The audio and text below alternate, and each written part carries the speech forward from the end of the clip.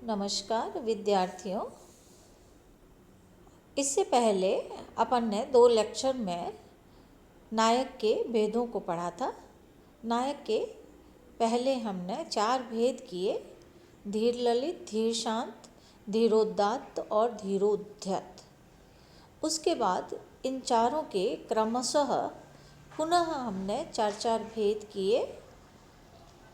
वो थे दक्षिण, षठ, धृष्ट और अनुकूल। तो इस प्रकार से नायक के 16 भेद हुए। वृत्तिकार धनिक कह रहे हैं कि इन 16 के भी हम प्रत्येक के ज्येष्ठ, मध्यम और अधम, ये 3 प्रकार के भेद और कर सकते हैं। तो इस 3 प्रकार के भेद करने पर इनके 48 भेद हो जाते हैं। अब हम नायक के सहायकों के संबंध में पढ़ेंगे। काव्य में नायक के कई साथी व सहायक उपनिबद्ध किए जाते हैं। इनमें जो प्रधान है वह पताका स्थानक है, पताका नायक है। पताका नायक का लक्षण देते हुए आचार्य धनंजय लिखते हैं: पताका नायकस्त्वन्यः पीठमर्दो विचक्षणः तस्य एवानुचरो भक्तः किंचित् नूनश्च तद्गुणैः। इसमें पताका नायक पीठमर्दः, इसे पीठमर्द भी कहते हैं। यह पताका नायक विचक्षणः, चतुर और बुद्धिमान होता है। तस्य एव अनुचरः, वह उस प्रधान नायक का अनुचर, भक्तः और भक्त होता है।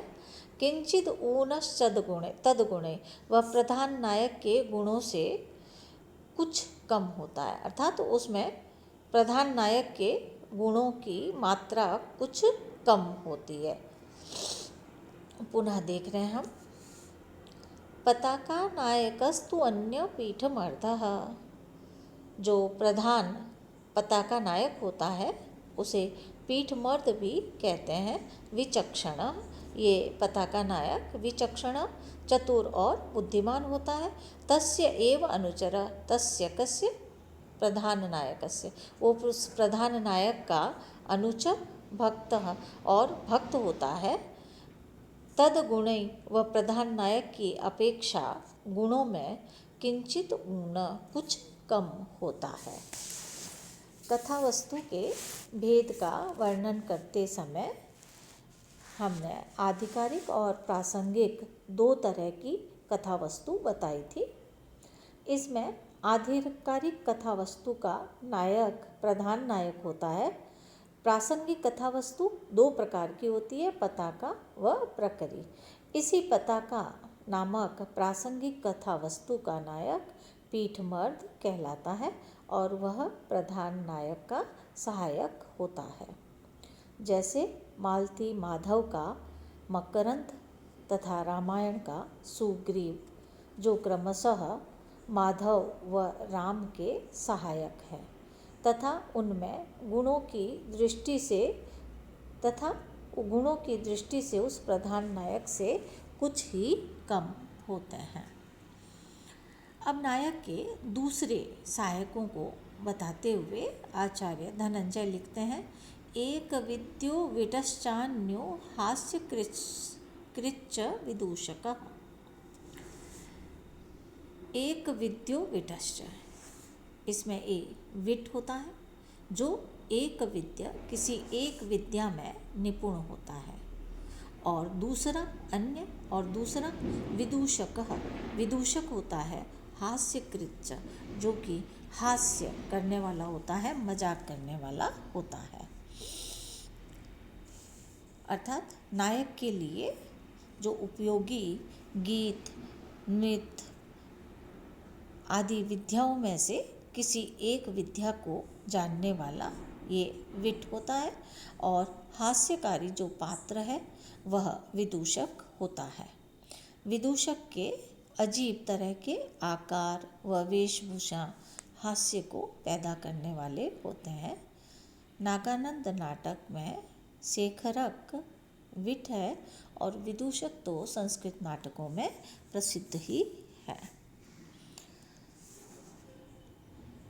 अब यहाँ पर प्रतिनायक का लक्षण करते हुए आचार्य धनंजय लिखते हैं, लुब्धो धीरोद्धत स्तब्धः पापकृत व्यसनी रिपुः। सबसे पहले तो ये कह रहा है ये प्रधान नायक का शत्रु होता है।